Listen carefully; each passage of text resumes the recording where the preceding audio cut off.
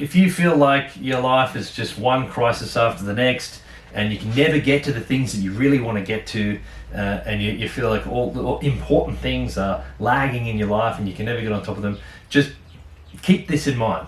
Hi, I'm Jeff, and I'm a trainer and a therapist and a hypnotherapist, and I do my very best to help as many people as I possibly can improve their bodies and their lives. One of the conversations I've been having with a couple of clients lately, and they found it extremely valuable, so I thought that it would be worth sharing here. So you may have heard of this before. It's from the 7 Habits of Highly Effective People. And it's about the quadrants of time, right? So how we spend our time.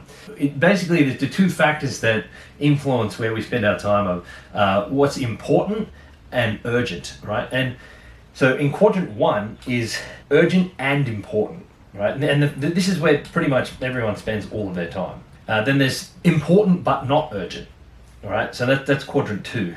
Right, so it's important to do, it's valuable to do, but it's never really screaming at you. It never really demands that you do it right now. Right? And then there's quadrant 3 is that it's not important but urgent, and that's things like phone calls. Someone got a random phone call, people walking in the room asking for your attention, just random little things that are just kind of they're urgent, but they don't really move the needle on anything important in your life, right? And then obviously the not important, not urgent, that's things like just watching TV, just fluffing around, just doing nothing, right? It depends on the person, but ultimately there's a lot of people who spend a lot of time doing nothing important and nothing urgent, right? And that's kind of where a lot of time is wasted. So for example, you got a project at work, you got an assignment at uni, something like that, right? And you've got months to do it, right? And if you're just doing a little bit at a time, it's very important that you do it. There's a lot attached to it, there's a lot of consequence, and you're just doing a little bit at a time, then eventually it'll never become urgent, right? So it'll get completed over time. It's very important, and it's going to be high quality because you've been doing it. You've been taking the time to reflect on it, doing it bit by bit. But if you wait until it's still important, but then you've sort of left it to the last minute. Now it's become urgent and important. The reason why this is so valuable is because it points out the fact that all the things that are typically really important are not urgent. Like the things like personal development, like reading, growing your skills, doing it, weight loss and health. That's never urgent. There's not, and this is the thing. If you've let it become urgent, something like that, it's usually like, someone has a heart attack or someone has, some major health crisis, and then finally they'll do something with it. Or if it's got to the point where you put on 20 or 50 kilos or something, and you realize, oh my goodness, it's become urgent because you're in so much pain. You got back pain, and you got some sort of metabolic issue, or some sort of problem that you have to fix. It's become urgent. It's needed. So having this realization, basically, that health is never going to scream at you. If you've left it to the point where it gets urgent, something's gone wrong, right? So this is why it always feels so elusive. Motivation is always so elusive when it comes to health and wellness and personal development. If you're always waiting for something to really be screaming at you and needing to be done now, then you're always living in crisis mode too. You're always putting out fires, waiting for things to happen. So if we working on our capacities, working on our personal development, working on our strength and our wellness, we never end up in these crises.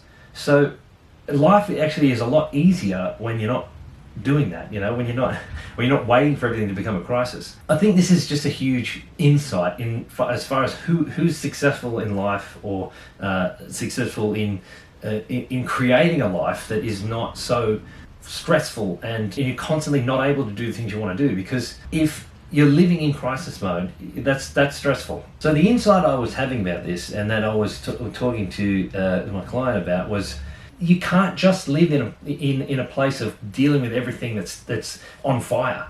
You are not going to be motivated all the time to do this thing because it's not urgent. And this comes back to that whole idea about the pain and pleasure. It's like until the pain of staying the same is greater than the pain of change, that you don't. And that's the thing. I think that really is such an important key, is becoming the kind of person who can do something without a massive amount of urgency. Is looking around at your life and really knowing what's important and putting time and effort into that before it becomes a crisis. right? And health is always in that box. One of the insights in that chapter of 7 Habits of Highly Effective People is called Put First Things First. And it was about basically identifying what are the things in your life that are not important, that are important, that are not important, and how much you spend time on all these things, and really taking a good look at how much of your time, because time is limited, right? And that's the thing, the time that we can spend working on our health, the time we can spend working on our relationships, the time we can spend working in our career, all these, we have a very finite amount of time, and we have to allocate it very consciously, or intentionally, to, if we want to, get positive outcomes in those areas, because it'll just get chewed up and wasted by all different things. So, and that's the thing, urgent things always are just, if you're not really conscious, it ends up chewing up a lot of time, because urgency, it's got this illusion of being important. Urgency. It's like, say for example, when someone, you get a phone call, like the fact is maybe that isn't so important. Like there's and how much time is wasted on just random phone calls or random text messages or emails or these sorts of things. It's urgent, but it's really not contributing to anything. It's not moving you towards your goals. It's not moving you towards more fulfillment. It's not or the things that would build more fulfillment. That's the thing. In quadrant 2 is where you're going to find the things that will be moving towards fulfillment. I mean, really, what else is more important? I guess So it is about really taking stock of the time that you have, and making sure you're allocating it to things that are going to provide you with more health and wellness and fulfillment. It's a way of just trying to figure out where to not spend your time a lot too, and to kind of direct your mind to function in a way that is not just looking for crisis as well. Taking the time to look around and say, okay, what is not screaming at me but is really important and going to give me the best outcomes in my life. Because I think it's natural for to just look for what's the loudest thing that's screaming at me right now, and to be done, and focus on that. That's a different mindset, and that really is a massive key, because if you're always living in from a place of urgency, it's annoying and stressful, and it's not fun.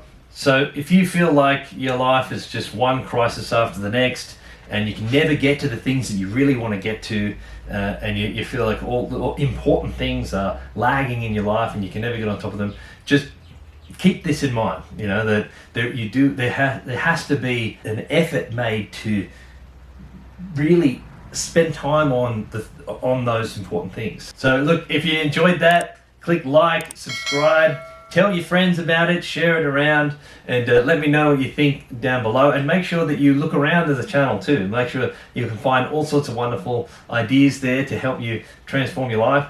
And let me know what you think. I think I may have already said that, but do it again. Make sure you do, all right? So peace.